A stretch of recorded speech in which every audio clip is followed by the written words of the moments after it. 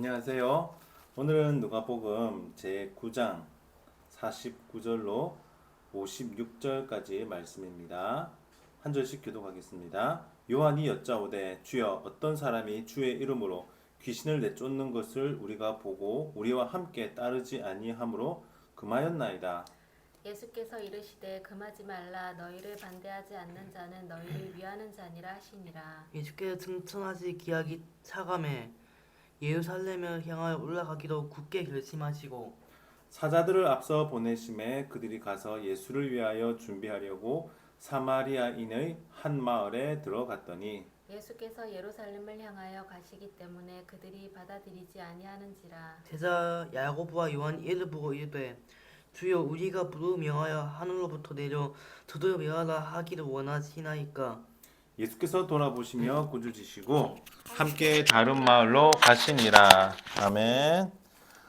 오늘은 이제 너희를 미하는 사람 누가 예수님을 따르냐 따르지 않느냐, 그리고 이제 예수님을 실질적으로 이제 이렇게 아주 근접해서 따르지 않는 사람이 있는데 그 사람들이 예수님의 이름을 걸고 사역을 하는 장면입니다.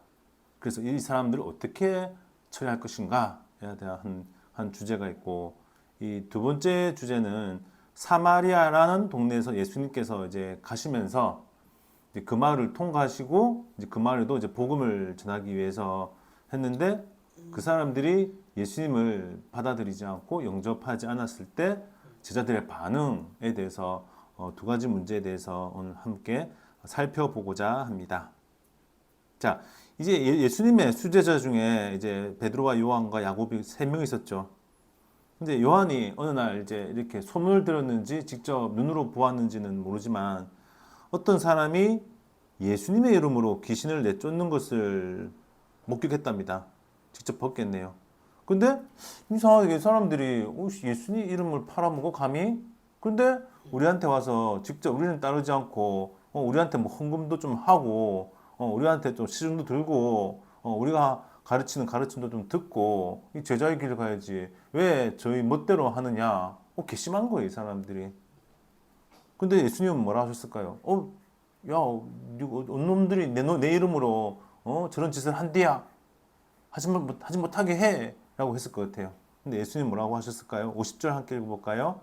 시작. 예수께서 이르시되 금하지 말라. 너희를 반대하지 않는 자는 너희를 위하는 자니라 하시니라. 예수님이 대답하셨죠. 예수님의 이름으로 사역을 하고 있었어요. 금하지 말라. 근데 참 흥미로운 점이 한 가지 있어요. 나를 반대하지 않는, 예수님 그분 자신을 반대하지 않는 자가 아니라 너희를 반대하지 않는 자는 라고 하셨죠. 너희를 위하는 자니라 하시니라. 예수님의 제자들이 예수님의 제자를 반대하지 않으면은 냅둬라, 괜찮다 하는 거예요.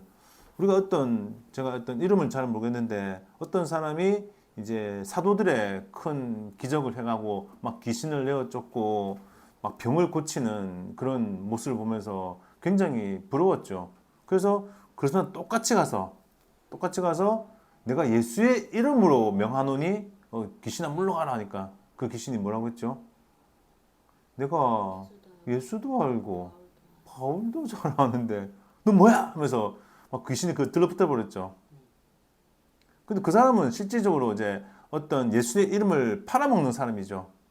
예수의 이름을 팔아서 자기의 명예를 세우고 아니면 돈벌이에 이용한다든가 나쁜 목적으로 예수님의 이름을 이용하는 사람들이 등장하죠.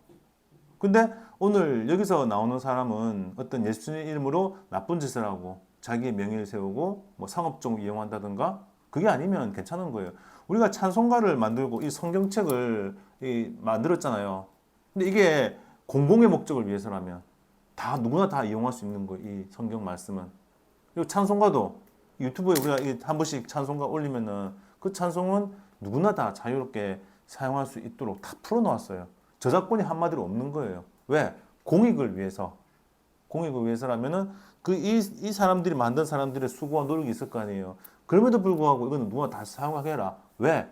이것을 통해서 예수님을 믿게 하는 의도라면 이 사람을 통해 그것을 통해서 저작권을 풀어놓음으로 인해서 잃어버린 자들이 구원받게 하기 위해서라면은 다 풀어놓아라. 이 누가복음의 전체 주제는 뭐냐? 잃어버린 자들의 구원이라는 거예요. 그렇기 때문에 반대하지 마라. 그 사람들을 놔둬라. 저작권 다 풀어줘. 마음껏 노래 부르라고 해. 예수님을 부르라고 하고 예수님 마음대로 하래. 예수님을 귀신 쫓아내고 예수님을 사람들이 믿게 해줘라고 하는 게 오늘 이 말씀이라고 하는 거죠. 신학교를 나와야지 뭐 할 수 있다. 그건 아니에요. 예전에 이 성경책 다음으로 팔린 책이 철로역정이라는 책인데 그 존 버니언이라는 사람이 감옥에 가게 되었어요. 왜 감옥에 가게 되었을까요? 목사가 아닌데 설교했다는 이유로. 네가 목사가 아닌데 왜 말씀을 전해? 감옥 갔다는 거예요. 근데 그 말씀이 이단적인 게 아니었어요. 신천지 말씀도 아니고 내가 신이다 한 것도 아니고 그냥 진짜 순수한 마음으로 정말 뜨거운 마음으로 복음을 전하기 위해서 말씀을 사람들에게 전했는데 그 목적으로 감옥에 가버렸죠. 근데 그 아이러니하게도 그분이 이 감옥에서 이 철력증을 집필하신 거죠. 이 하나님의 참 그 모습은 참 기이하죠. 어쨌든 오늘 하고 싶은 말씀은 어찌됐든 그 사람이 신학교를 나오지 않고 까막눈이라 할지라도 네가 왜 신학교도 안 나오는데 네가 전도사도 아닌데 목사도 아닌데 왜 말씀을 전해? 막지 말라는 거예요. 기득권을 행사하지 말라는 거예요. 이 사람들은 베드로, 요한, 야고보는 완전 기득권자죠. 어떻게 보면은 예수님을 직접 따랐던 사람이고 근데 복음을 전하게 하시는 거죠. 사도 바울도 마찬가지였어요. 그 당시에 사도가 될 수 있는 조건은 뭐다? 예수님을 직접 본 사람들이에요. 예수님의 제자들만이 예수님을 직접 경험하고 따랐던 사람들만이 사도라서 어떤 저작권을 딱 이렇게 뭔가 기득권을 가지고 있었는데 사도 바울은 예수님을 직접 보지도 않았음에도 불구하고 사도가 됐다는 거죠. 가장 큰 일을 했죠. 인류 역사상 우리 성경책에 가장 많은 신약에서 가장 많은 비중을 차지하는 바울 전신서를 저거 보고 풀어놓은 게 잘한 일인 거죠. 이렇게 오늘 보면서. 그래서 한 가지 큰 교훈은 금하지 말라. 정말 그들이 불쌍한 목적이 아니라면 막지 마라 하는 게 오늘 첫 번째고 두 번째는 이제 이 사마리아라는 지역을 이제 통과하실 때였어요. 이 사마리아라고 하는 지역은 오늘로 우리가 따지면은 뭐 우리 한국 사람하고 이 외국 사람하고 이게 피가 섞인 거예요. 혼혈이죠. 뭐 베트남 사람하고 한국 사람하고 섞여서 나오는 사람, 뭐 필리핀 사람, 한국 사람 이렇게 섞여서 그러면은 조금 말도 좀 어눌하고 조금 문화가 좀 약간 살짝 이질감 느껴지죠. 물론 우리도 그들과 이제 우리 한국인이지만은 조금 느끼기에는 조금 다르다는 걸 느끼잖아요. 근데 그래도 한국인이잖아. 우리는 대한민국 국적을 줬잖아요. 근데 이 사마리아 사람들은 다른 혈통의 피가 섞였다고 해서 개 취급했어요. 이스라엘 사람들이 거절했던 거죠.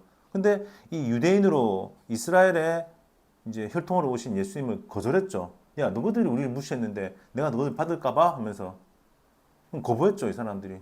근데 예수님 어떻게 하셨어요? 요한이 이 모습을 보고 열받았죠. 어떻게 한다고 했죠, 요한이? 야고보하고 요한이 불을 명하여서 하늘로 붙은 자를 천대를 멸하시길 원하나이까 하면서 완전히 막 열이 막 충천했죠. 어디 감히 이것들이 하면서.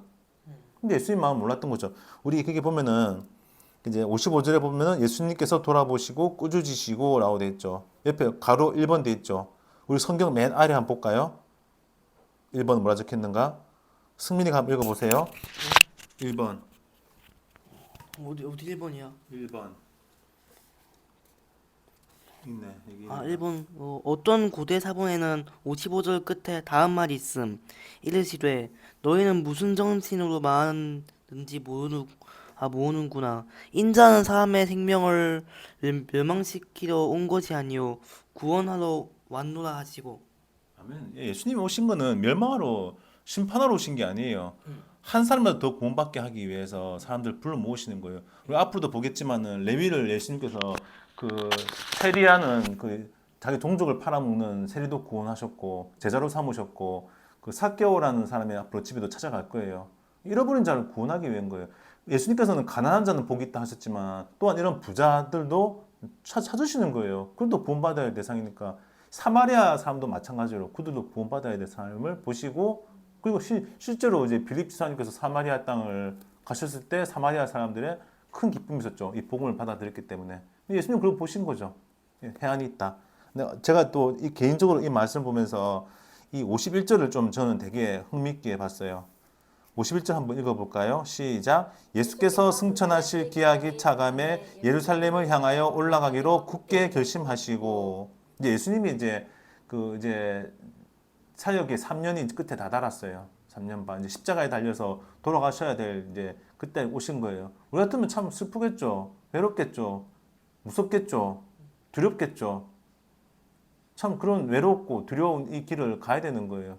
이제 그게 다가 다 온 거예요. 예루살렘에 가면 뭐가 있다? 사형 선고가 있는 거예요. 붙잡히고 매맞고 침 뱉고 십자가에 달려 돌아가는 그 끔찍한 경험을 해야 된다는 거예요. 그런데 예수님은 그 예루살렘에 향하여 올라가기로 굳게 결심하셨다는 거예요.